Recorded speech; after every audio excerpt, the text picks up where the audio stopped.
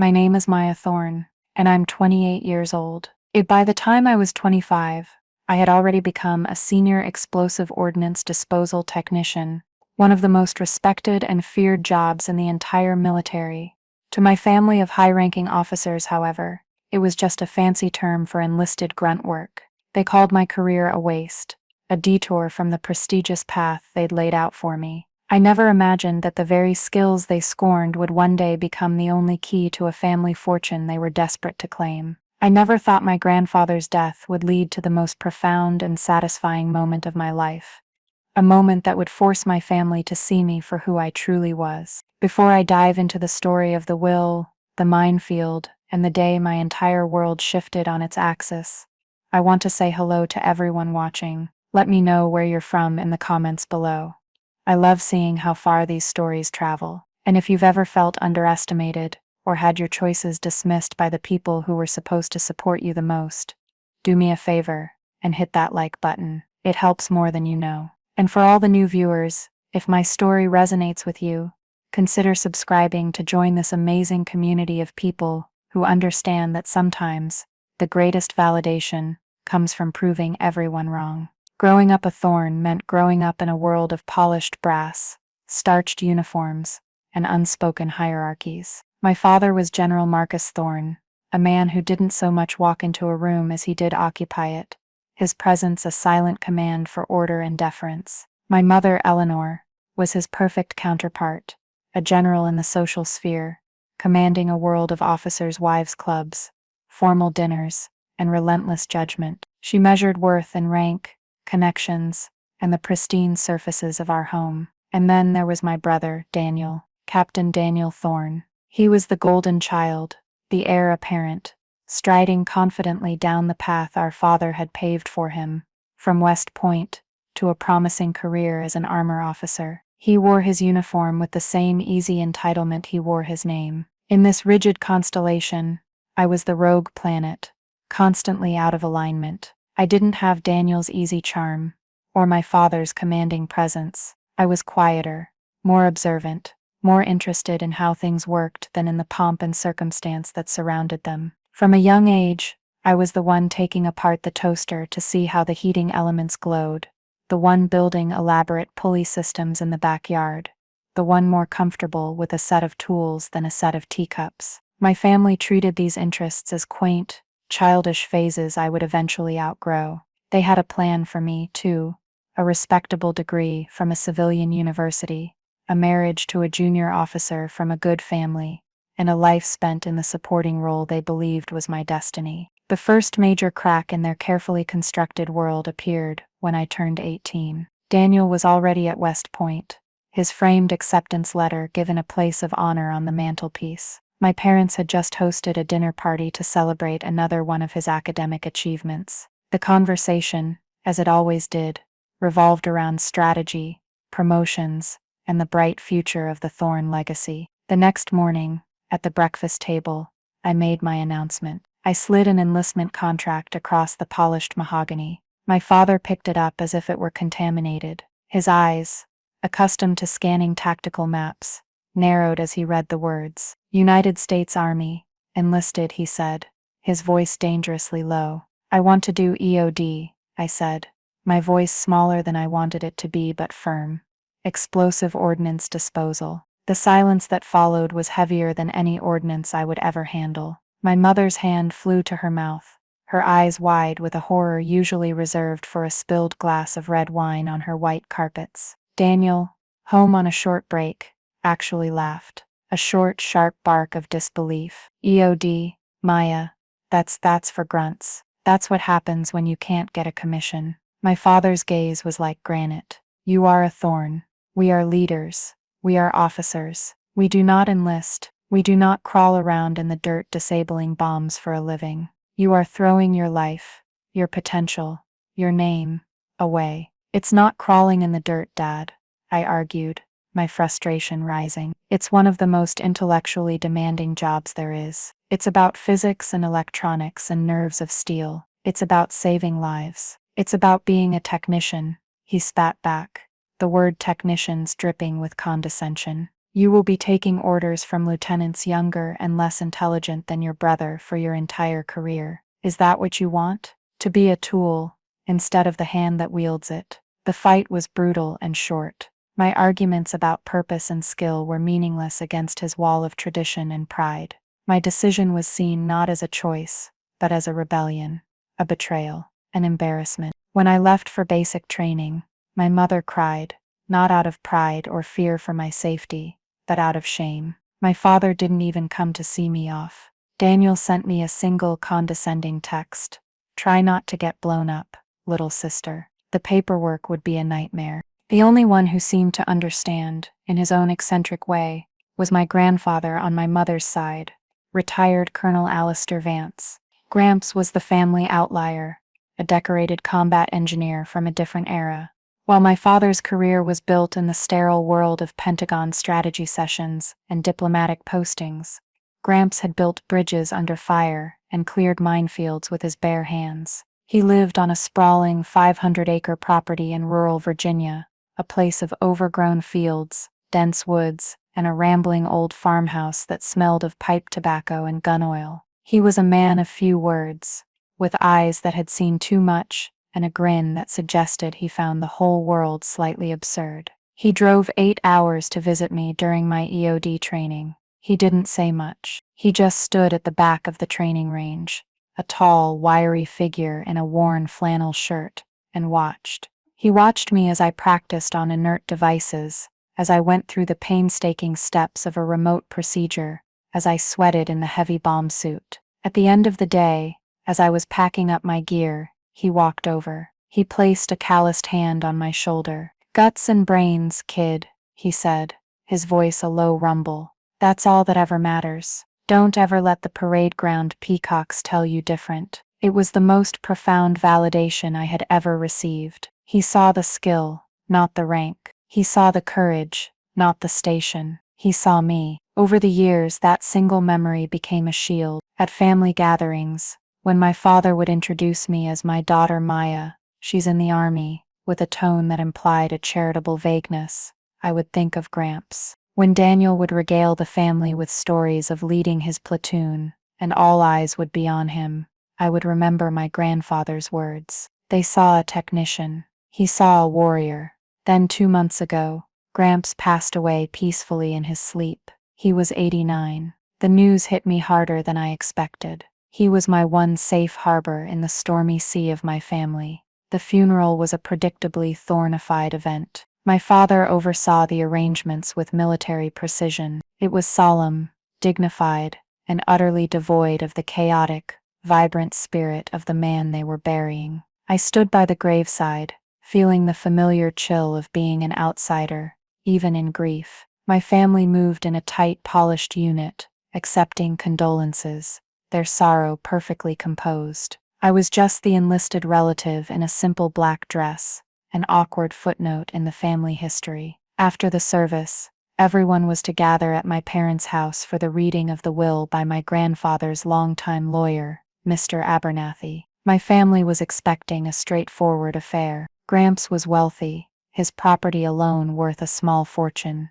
They assumed it would be a simple division of assets. They had no idea that my grandfather, even in death, had one last lesson to teach us all, and I was about to become the star pupil. The air in my parents' formal living room was thick, with a mixture of quiet grief and palpable anticipation. My father stood by the fireplace, his back ramrod straight, a glass of whiskey untouched in his hand. My mother, Eleanor, sat on the edge of a silk-upholstered armchair, dabbing at her dry eyes with a lace handkerchief, her posture a perfect study in bereaved elegance. My brother Daniel lounged in the opposite chair, affecting a look of somber reflection, but I could see the restless energy in the way he tapped his foot, his gaze periodically flicking toward the antique grandfather clock in the corner. They were waiting for the final act of Colonel Alistair Vance's life to play out, the part where his worldly possessions were neatly distributed among his heirs. I sat on a small ottoman,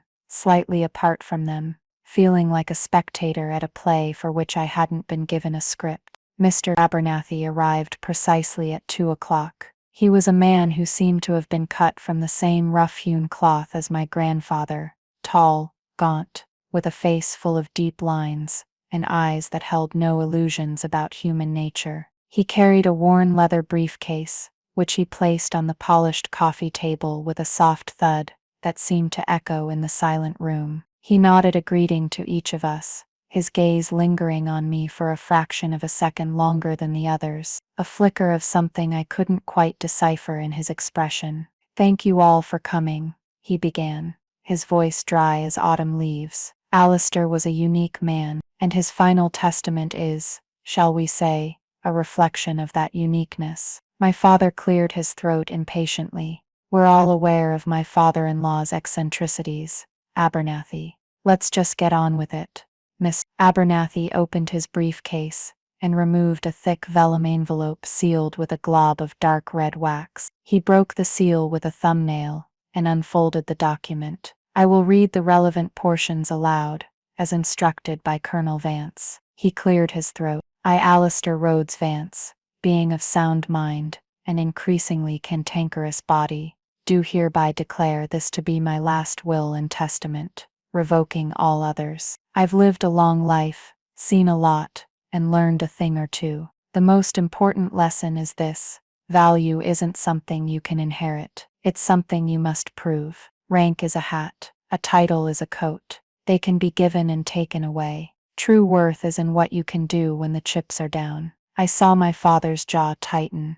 This was not the standard legal preamble he was expecting. Daniel shifted uncomfortably in his seat. Abernathy continued, his voice taking on a slightly more theatrical tone, as if channeling Gramps himself. "To my daughter, Eleanor, a woman I love dearly even if she does think a proper table setting is more important than a properly zeroed rifle." My mother gasped softly. "I leave my collection of antique silver, with the hope that she occasionally uses it for something more fun than impressing the wives of blowhards." "To my son-in-law, General Marcus Thorne," Abernathy paused, looking directly at my father. "A man who has achieved great things, but has forgotten that the most important command is the one you have over your own pride. I leave my entire library of military history. Read them again, Marcus, especially the parts about the sergeants who won the battles the generals only planned." The insult, cloaked in a bequest, hung in the air. My father's face was a mask of cold fury. "To my grandson, Captain Daniel Thorne, a fine young officer who looks damn good in a uniform." Daniel preened slightly, a small smile touching his lips. "I leave my dress sword. May it remind you that the sharpest weapon is not always made of steel, and that true leadership is about getting your own hands dirty, not just pointing the way for others." The smile vanished from Daniel's face. The room was now simmering with a collective, indignant tension. Mr. Abernathy, seemingly enjoying himself, saved the main event for last. "Now for the real meat and potatoes," he read, his voice gaining momentum. "My property, all 500 acres of it, along with the farmhouse and all its outbuildings, I leave jointly to my daughter, Eleanor, my son-in-law, Marcus, and my grandson, Daniel." A collective sigh of relief, faint but audible, went through the room. That was the prize. The land alone was worth millions. "However," Abernathy said, his voice dropping dramatically, "my liquid assets, the cash, the gold bullion, the bearer bonds, and a few other valuable surprises, are not in a bank. They are hidden on that property. I've spent the better part of the last 5 years turning my land into one final field training exercise." He paused and looked up, letting the words sink in. "Here's the kicker," he said, abandoning the text of the will for a moment. "Alistair has booby-trapped the entire estate." "What?" Eleanor shrieked, her composure finally shattering. "Booby-trapped," my father repeated, stepping forward. "What in God's name are you talking about, Abernathy?" "With what?" Mr. Abernathy returned to the will. "The property is seeded with a variety of M23 and M14 training mines, all collected legally as inert training aids over my long and checkered career. They are entirely inactive, of course. They contain no explosives. At most, they will trigger a small primer, a puff of smoke, or a loud pop. They are, however, indistinguishable from their live counterparts without expert knowledge. They are my final test, a test of nerve, of skill, and of the ability to see value where others see only dirt. The room was utterly silent. The implication was dawning on them, a slow, horrifying sunrise. He's insane, Daniel breathed, shaking his head. Completely senile. We can have this thrown out. We can contest it. I'm afraid not, Abernathy said calmly. Alistair had a full psychiatric evaluation done a month before he signed this, and I have the report right here. He was certified as being of exceptionally sound mind. He also included a very specific, ironclad stipulation. He read from the will again.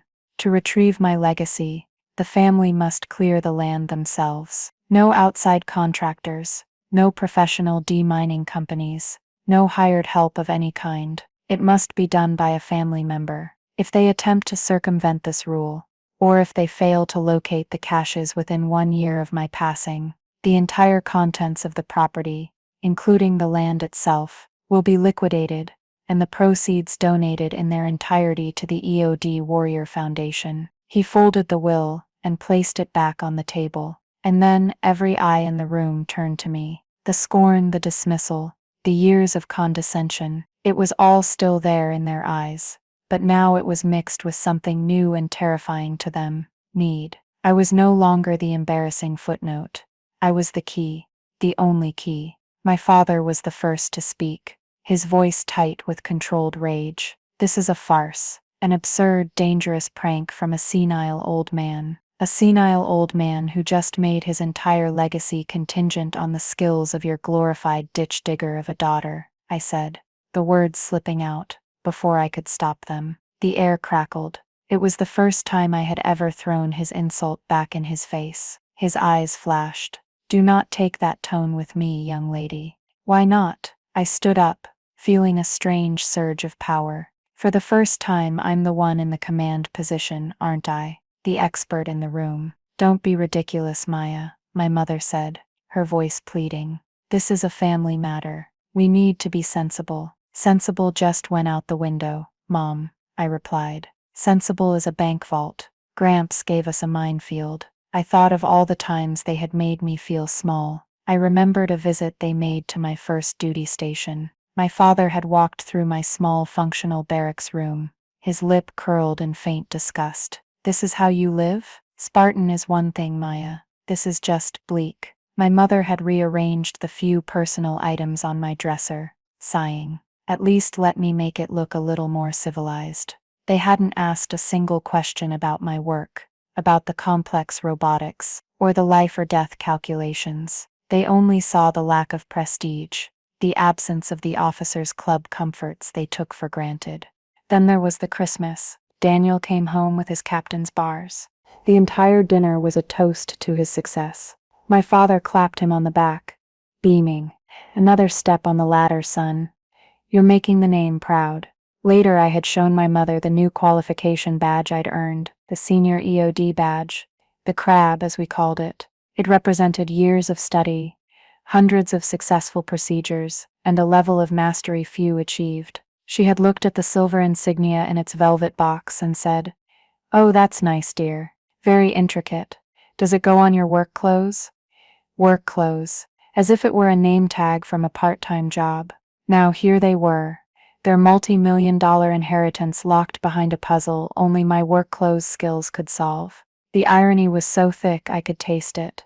We'll find another way, Daniel declared. Ever the problem solver. There has to be a loophole.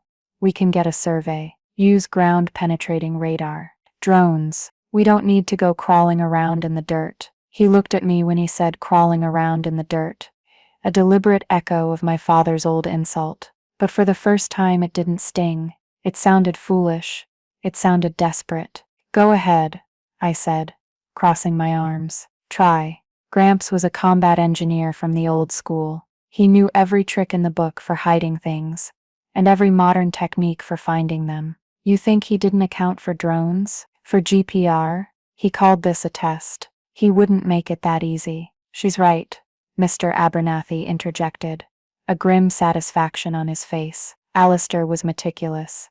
He anticipated every shortcut. The will is airtight. The land is his chessboard, and he's already made his moves. The next move, he said, his eyes on me, is up to the family. My father stared at the will on the table as if it were an unexploded bomb. My mother looked from him to me, her face a mask of confusion and fear. Daniel was already pulling out his phone, his mind racing, refusing to accept the reality of the situation. They were trapped, and the only way out was through me. The silence in the room stretched, thick with resentment, greed, and the dawning, horrific realization that for the first time in their lives, the general, his society wife, and the golden child captain were utterly, completely, and humiliatingly out of their depth. In the week that followed the reading of the will, my family operated with the frantic, misplaced confidence of people who have never truly faced a problem they couldn't solve with authority or money. They treated my grandfather's final challenge not as a test of character, but as an engineering problem, a logistical hurdle to be overcome by superior technology and intellect.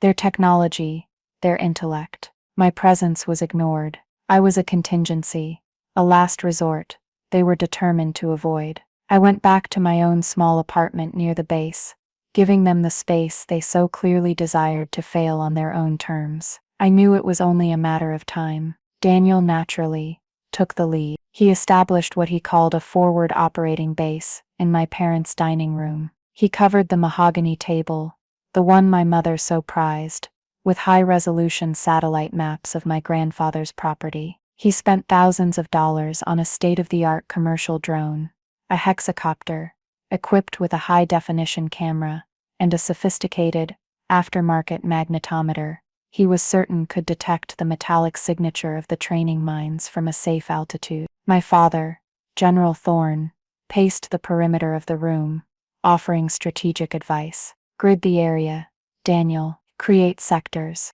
We'll run a systematic sweep, north to south. Efficiency and discipline. That's how you win. My mother fluttered around them, providing coffee and sandwiches, murmuring encouragement. I just know you two will figure this out. You're so clever. She didn't look at the maps. She didn't want to think about what they represented. She just wanted the problem solved, the inheritance secured, and the family's dignity restored. I received daily updates, not directly, but through clipped, second-hand reports from my mother. Daniel is making wonderful progress, dear. He's identified several areas of interest. It's all very technical. She spoke as if he were planning a corporate merger, not a foray into a simulated minefield, designed by a wily old combat engineer. After a week of planning, the day of their grand expedition arrived. They drove out to the property in my father's gleaming black SUV. He's so very technical. She spoke in black SUV. I could picture the scene perfectly. My father, standing with his arms crossed, projecting command. My brother, at the controls of his expensive drone, his face a mask of concentration and hubris. They launched the drone, its electric motors whirring in the quiet country air. It soared upwards, a sleek, black insect, against the blue Virginia sky. Daniel's plan was, on the surface, sound. He flew the drone in a precise, pre-programmed grid pattern, over the first and most promising sector, a large open field, near the old farmhouse. The magnetometer was working perfectly, feeding data back to a laptop. Within an hour, they had their first hit, a clear, unambiguous spike in the magnetic field. Got one, Daniel said into his phone, his voice smug, in a call to my mother, who immediately relayed the triumphant news to me. Marking the coordinates now. We'll find a dozen more like this by lunchtime. This is easier than I thought. He maneuvered the drone for a lower pass, to get a visual confirmation. He lowered its altitude, the camera zooming in on the patch of overgrown grass, and that's when my grandfather's true genius revealed itself. As the drone dipped below a certain height, its rotors disturbed a nearly invisible tripwire strung between two old fence posts. It wasn't connected to a mine. It was connected to something far more humiliating. A mechanism, likely fashioned from a repurposed paint sprayer and a car battery, fired upwards. A thick, viscous stream of hot pink industrial-grade paint erupted from the grass, engulfing the expensive drone in a sticky, fluorescent cloud. The drone, Its sensors and rotors instantly gummed up, sputtered and wobbled. It listed to one side, a wounded, pink-coated bird, before plummeting to the ground with a pathetic crunch. Silence. Then a furious string of curses from my brother, clearly audible on the still open phone line my mother was holding. My father's voice, a low guttural roar of frustration, followed. Their brilliant technological solution had been defeated by a tripwire, a can of paint, and the cunning of a man who understood that the simplest traps are often the most effective. The message was unmistakable. You are not smart enough to cheat. Play the game my way. The failure was total and absolute. The drone was ruined. Their confidence was shattered. They returned home that evening in a state of grim, furious silence. The satellite maps were rolled up. The dining room was restored to its pristine, pre-operational state. The reality of their situation had finally, brutally hit them. They couldn't outsmart Alistair Vance. Another week passed. This one was filled with a different kind of activity. There were hushed, angry phone calls to Mr. Abernathy, who calmly reiterated the will's terms. There were arguments behind closed doors, the sound of my father's booming voice, and my mother's anxious replies seeping through the walls. The initial arrogance had curdled into a thick stew of desperation and resentment. The life-changing sum of money was so close, yet impossibly far, and with each passing day, the deadline stipulated in the will loomed larger. The EOD Warrior Foundation, an organization I deeply respected and had donated to myself, was getting closer and closer to receiving the largest single donation in its history. Finally, the inevitable happened. My phone rang. It was my mother. "Maya, dear," she began, her voice strained with a false brightness that set my teeth on edge. "Your father and I were thinking, we're having a small family dinner tonight. It's been so long since we all just sat down together." I knew instantly it wasn't a social invitation. It was a summons, a surrender. "I'm busy tonight, Mom," I said, my voice cool. "Oh," the brightness in her voice faltered. "Well, it's very important, Maya.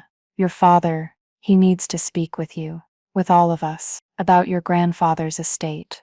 "Does he?" I let the silence hang for a moment. "Tell him to call me himself." I hung up. It was a small act of defiance, but it felt monumental. For my entire life, I had responded to their summons without question. But things were different now. The power had shifted. 10 minutes later, my phone rang again. It was my father. "Maya," he said, his voice clipped, devoid of any warmth. "We need to talk. Be at the house at 1900 hours. He was still using military time, still giving orders. "I'm not one of your subordinates, Dad," I said calmly. "And I'm not free tonight. I can meet you tomorrow for lunch. My choice of place. If you want to talk, that is. If not, I wish you the best of luck with your next drone." The silence on his end was so profound I could almost hear the gears of his mind grinding, struggling to process this unprecedented insubordination. He, General Marcus Thorne, was being dictated to by his enlisted daughter.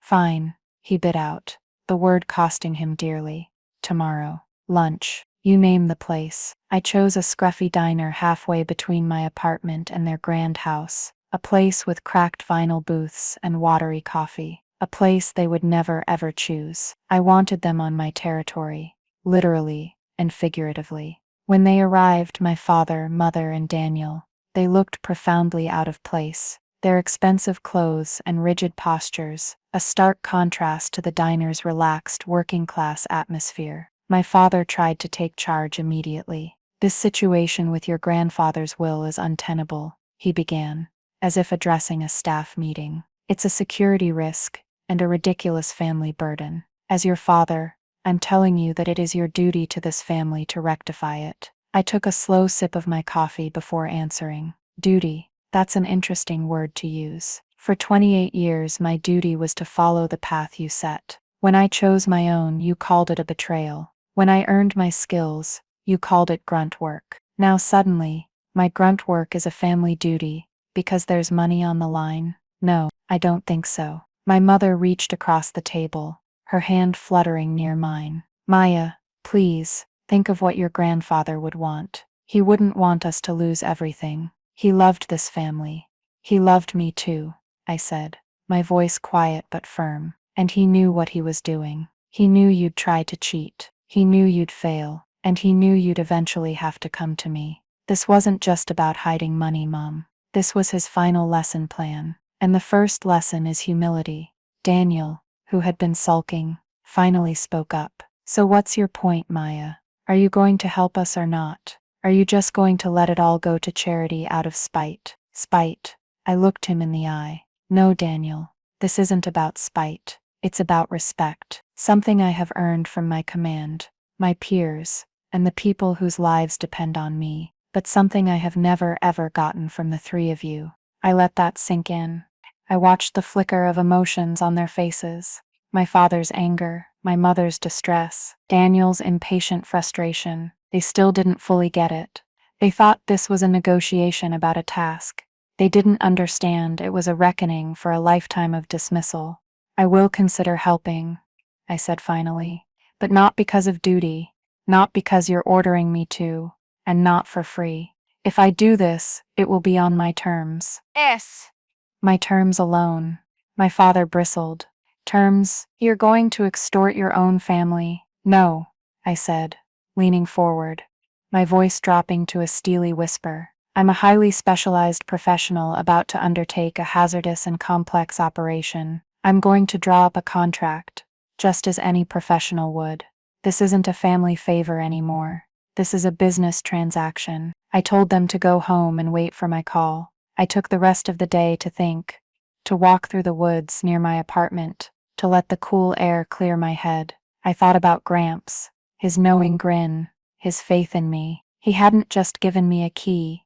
He had given me a weapon, a tool to dismantle the dysfunctional hierarchy of my own family, and I was going to use it. The next day, I called Mr. Abernathy and explained what I wanted. He listened patiently, and I could almost hear the smile in his voice. That afternoon, he emailed a draft contract to me and my family. The terms were simple, clear, and brutal. First, I was to be given sole and absolute authority over the entire operation on my grandfather's property. My decisions on safety, methodology, and timing were to be final and unquestioned. My father, the general, would have to stand down and take orders from me. Second, I was to receive 50% of the total value of all assets recovered, non-negotiable. The other 50% could be split 3 ways between my parents and Daniel. I could hear Daniel's sputtering protest already. That's not fair. There are 3 of them, and 1 of her. I smiled. The current value of the assets was 0. My contribution was making it non-zero. 50% was more than fair. Third, and this was the part that cost me the most to write and would cost them the most to give, I required a formal, witnessed apology from my father and my brother, an apology not for failing to get the money, but for the years of dismissal, for devaluing my career, my choices, and my skills. The apology was to be delivered in Mr. Abernathy's office, with him as a witness, before I set a single foot on the property. The fallout was immediate. My mother called me, weeping, accusing me of being cruel and ungrateful. How could you do this to your father? You're humiliating him. He humiliated me for 10 years, Mom, I said, my voice devoid of heat. The only difference is, I'm asking for my apology in private. Daniel sent me a string of furious texts, calling me a thief and a vulture. My father remained silent. He was a man of pride, a man for whom admitting fault was a strategic impossibility. I knew the third term would be the one that could break the deal. I also knew that without it, any money I found for them would be meaningless. It would be a task I performed, not a truth they accepted. I held my ground. For 3 long days there was silence. I began to think I had pushed too far, that their pride was worth more to them than the fortune. I was almost relieved. Then, on the 4th day, I received a 1-line email from my father's account, Abernathy's office. Tomorrow at 10, we agree to your terms. The day of the sweep dawned cool and clear, the sky a vast, indifferent blue. We drove to the property in separate cars, a silent convoy of familial tension. When we arrived, I got out of my truck and began to unload my gear. I had 2 large Pelican cases filled with the tools of my trade, my probe kit, wire cutters, marking flags, a portable X-ray imager, and my bomb suit. Though I hoped I wouldn't need the full ensemble. Seeing the equipment laid out on the grass, my family fell silent. This wasn't Daniel's sleek drone or a satellite map. This was real. It was heavy, worn, and serious. It was the reality of my world, brought to their doorstep. "All right," I said, my voice crisp and authoritative. "Here are the rules. You three will stay here, by the cars. This is the safe area. You do not move from this spot, unless I clear a new one. You do not touch anything. You do not offer suggestions. You will be able to see me, and I will have this radio." I handed a small walkie-talkie to my father. "I will keep you updated. Do you understand?" My father, General Thorne, took the radio. His knuckles were white. He looked at me, at the professional I had become, and for the first time, there was no condescension in his eyes. There was only a grudging, fearful respect. He gave a single curt nod. "Understood." Daniel just stared, his earlier arrogance completely gone, replaced by a sullen awe. My mother looked like she was about to be sick. I put on a lightweight vest and helmet, clipped my tools to my belt, and picked up my primary probe, a thin, flexible rod of fiberglass. "I'm starting with the field where you lost the drone," I said into my radio. "It's the most likely approach, and Gramps would have known that. He'd put the first line of defense there." I walked to the edge of the overgrown field and stopped. This was it, the moment of truth. I took a deep breath, pushing aside every thought of my family, the money, the drama. My mind narrowed, focusing only on the task ahead. This was my sanctuary, the place where the world fell away, and there was only the problem, the process, and the solution. I began the sweep. It's a slow, methodical dance, a delicate conversation with the earth. I knelt down, inserting the probe into the ground at a shallow 30-degree angle. The technique is crucial. You don't push straight down, you risk putting too much pressure on a potential trigger. You slide it in gently, feeling for any unnatural resistance. Push, pull, step, push, pull, step. My world shrank to the 6 inches in front of my feet. The rustle of the grass, the smell of the damp soil, the weight of the tools on my belt. Time slowed down. For 20 minutes there was nothing, just the soft earth giving way to my probe. My family watched in silence, their forms small and distant by the cars. I could feel their impatience, their anxiety, radiating across the field. They were used to a world of instant results, of quick decisions and rapid movements. This slow, patient work was alien to them. Then I felt it, a faint, hard resistance. It wasn't a rock. Rocks have a gritty, uneven feel. This was smooth, solid, and unyielding. My heart gave a single hard kick against my ribs, a jolt of adrenaline that I immediately controlled. I didn't move my feet. I slowly withdrew the probe. "I have a contact," I said into the radio, my voice perfectly level. About 15 meters into the field. "I'm beginning excavation." I heard a gasp over the radio, likely my mother. I ignored it. I lay down on my stomach, the damp grass cool against my uniform. Using a small trowel, I began to carefully scrape away the soil, layer by paper-thin layer. The green plastic casing of an M14 training mine slowly came into view, a venomous-looking disc nestled in the dark earth. The M14 is small, a so-called toe popper in its live version, designed to maim, not kill. This one was inert, but my body didn't know the difference. My training took over, my hands moving with practiced, economical grace. I checked for any secondary tripwires or anti-lift devices Gramps might have added just to be clever. There were none. He was testing my basic skills first. Once I had cleared the earth around it, I could see the small hole where the detonator and booster would normally be. It was empty. It was safe. I placed a small red flag next to it to mark its position. "First device located and confirmed inert," I reported. Continuing the sweep, I found 4 more in that field over the next 2 hours. Each time, the process was the same.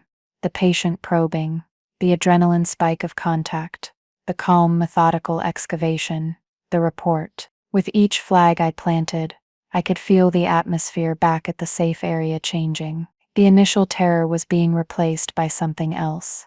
Awe. It was in the way they stood, no longer fidgeting, but watching my every move with rapt attention. My father had taken out a pair of binoculars and was tracking my progress, his face unreadable. At the far edge of the field, near an ancient sprawling oak tree, my probe hit something different. It wasn't the hard plastic of a mine, it was metal, and it was larger. "I've got a new contact," I radioed. "A metal box. Could be a cache, but the position is tricky. It's right in the root system of this oak." I could see, even from this distance, my brother Daniel gesturing, probably suggesting I just dig it up. "Hold on," I said into the radio.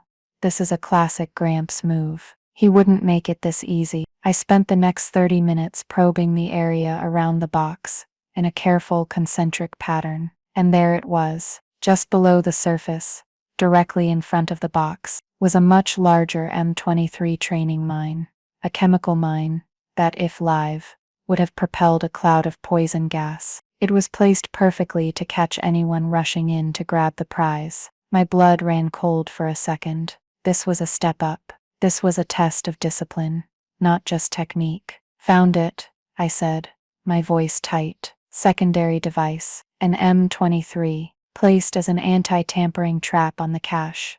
Stand by." This one took longer. It was bigger, and the proximity to the tree roots made the excavation delicate. As I finally cleared it and confirmed it was also inert, I felt a wave of profound respect for my grandfather. He wasn't just scattering mines randomly. He was telling a story. He was teaching a lesson. Patience. Assumption is the mother of all failures. With the trap cleared, I carefully excavated the metal box. It was an old military ammo can, rusted at the edges, but still solid. I pried open the lid. Inside, nestled in oilcloth, were stacks of $100 bills, bound with rubber bands. On top of the cache was a small tarnished silver locket and a handwritten note on a yellowed index card.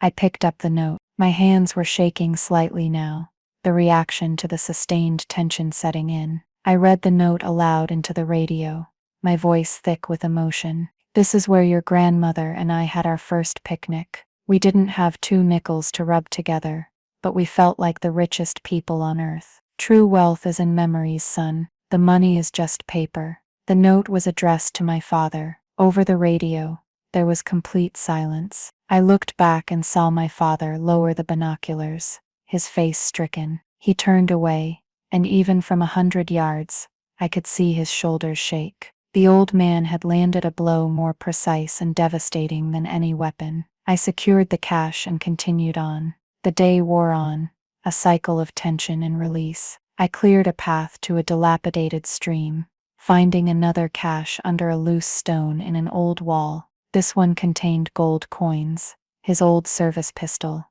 and another note. This one was for Daniel. "Courage isn't about not being afraid. It's about being afraid and saddling up anyway. A real leader knows that. Hope you learn it too." The final area was the one I dreaded most, the old workshop. It was a ramshackle building, cluttered and dark, filled with the ghosts of my grandfather's half-finished projects. It was the perfect place for the most complex traps. I cleared the path to the door, flagging 2 more mines hidden in the tall grass. The building itself felt like a puzzle box. I swept the interior slowly, my boots crunching on the dusty concrete floor. My gut told me the final prize wouldn't be in plain sight. I started tapping the floorboards in the small office at the back. Underneath a heavy workbench, one of the boards sounded hollow. I pried it up. There it was, a large, steel safe, but I knew better than to touch it. I got on my hands and knees, my flashlight beam cutting through the gloom. Taped to the underside of the safe was a pressure release switch, wired to a training detonator. If someone had simply lifted the safe, the switch would have been released. A classic booby-trap. It was elegant in its simplicity and lethality, if it had been real. And next to it, tucked into a corner, was a final note. This one had my name on it. "Maya. Device under the safe disarmed," I said into the radio, my voice catching. I pulled out the note. "Maya, my little badger, Knew you'd be the one to get this far. Always knew you had it in you. Guts and brains. Told you that's all that matters. This last one is for you. All of it. The rest is for them to figure out. You've earned your pay. But more than that, you've earned their respect. And sometimes, that's the hardest thing to find. I'm proud of you, kid.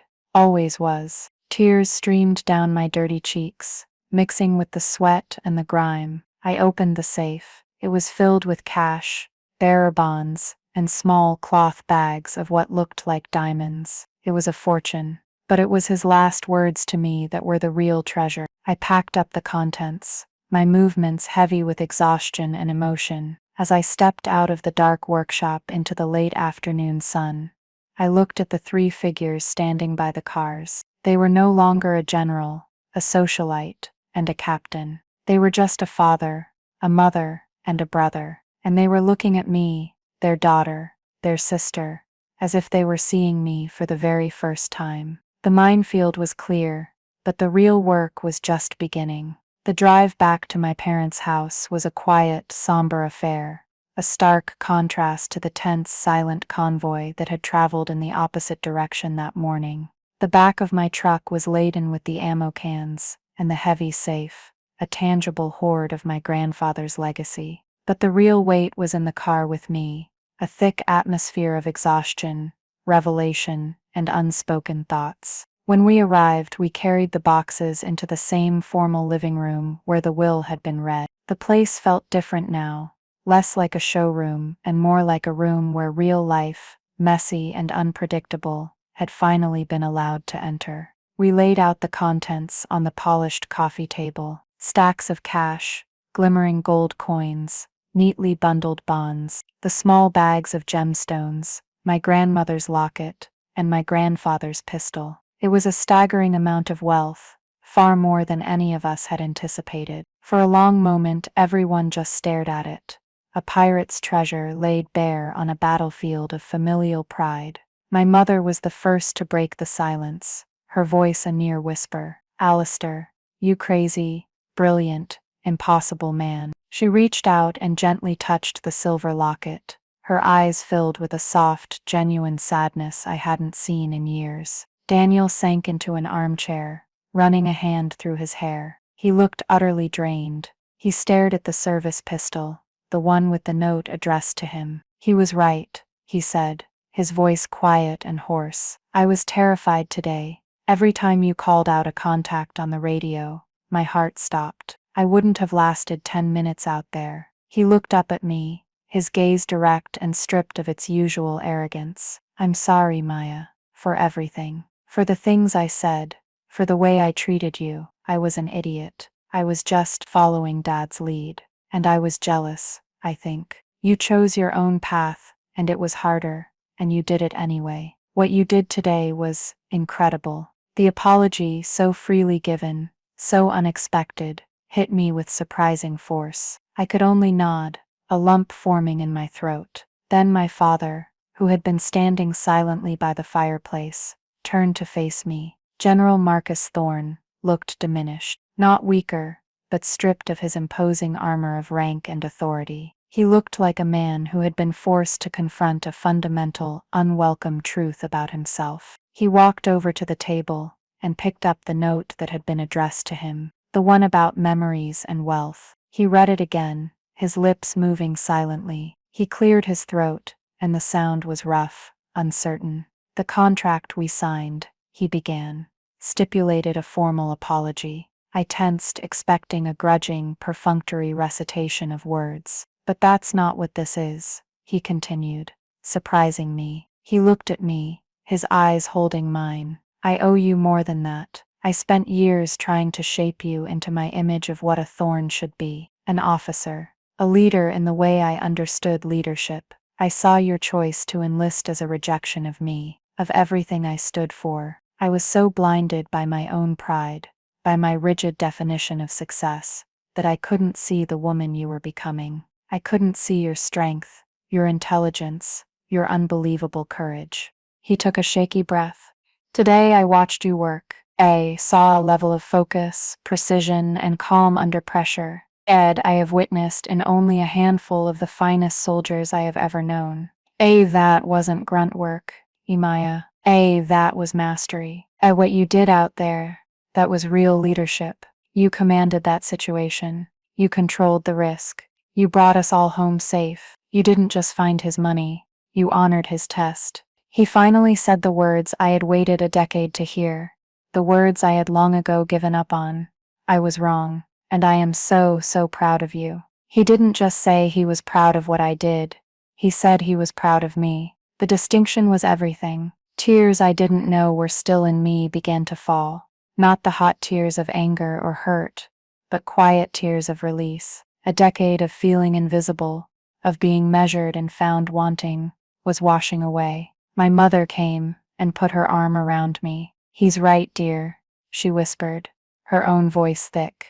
We were both wrong. We were so caught up in appearances, in what people would think, we forgot to just see our daughter. We stood there for a long time, the three of them and me, in a silent circle around the table. The hierarchy was gone, shattered into pieces in a field of training mines. We were just a family, flawed and broken, but for the first time, honest. Later that evening, after the initial emotional storm had passed, we began the practical task of dividing the spoils. I took the safe and its contents, as per my grandfather's note. The rest we divided according to my contract, 50% for me, the rest split between them. There were no arguments, no disputes. Daniel himself helped me load my share into my truck. As I was about to leave, I walked back to the table. I picked up my grandfather's service pistol and the small tarnished locket. I left a significant stack of cash from my own share on the table.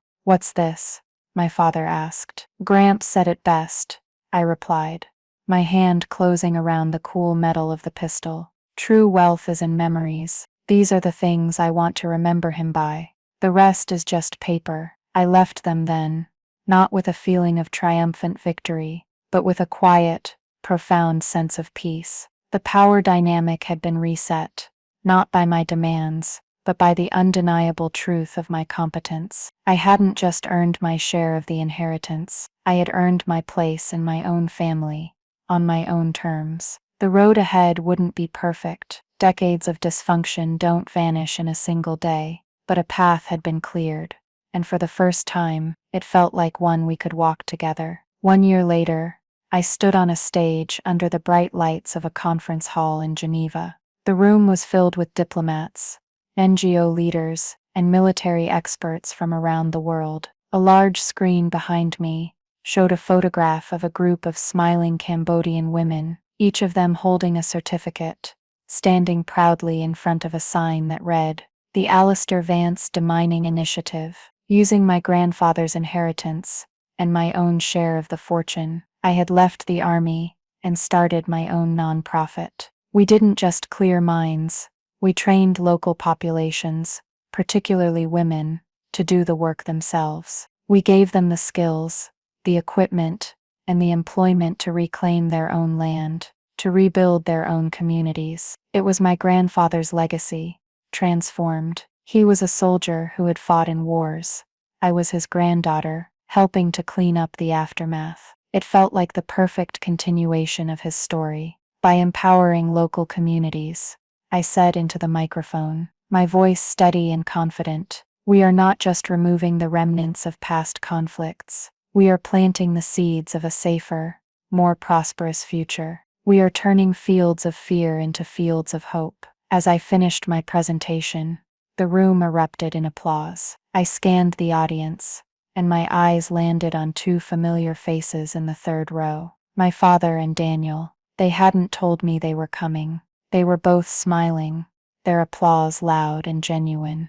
They weren't there as a general and a captain. They were there as my father and my brother. Afterwards, they met me backstage. My father hugged me, a gesture that was still new and deeply cherished. You were incredible, Maya, he said, his voice full of a warmth that was no longer a stranger to him. Alistair would have been so proud. He would have said it was just guts and brains, I said, smiling. Daniel looked around at the bustling international crowd. So this is your new command, huh? a little different from Fort Bragg.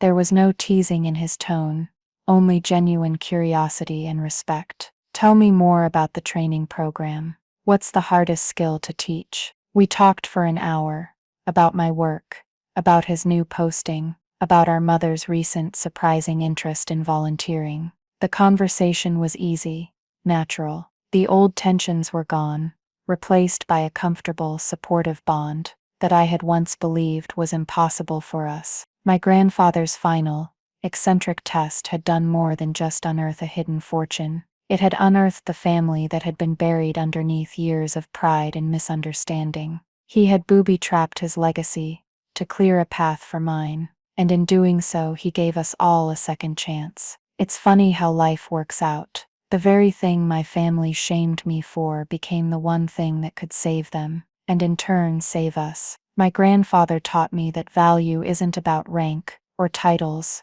or the approval of others. It's about what you can do. It's about the skills you master, and the character you build when no one is watching. They thought my path was beneath me, but it was the only path that could lead us all to higher ground. So, I want to leave you with that thought, and I want to thank you for listening to my story. It means the world to be able to share it with you all. I'd love to hear your own experiences. Have you ever had a skill that others dismissed, only to have it become incredibly important later on? Share your story in the comments below.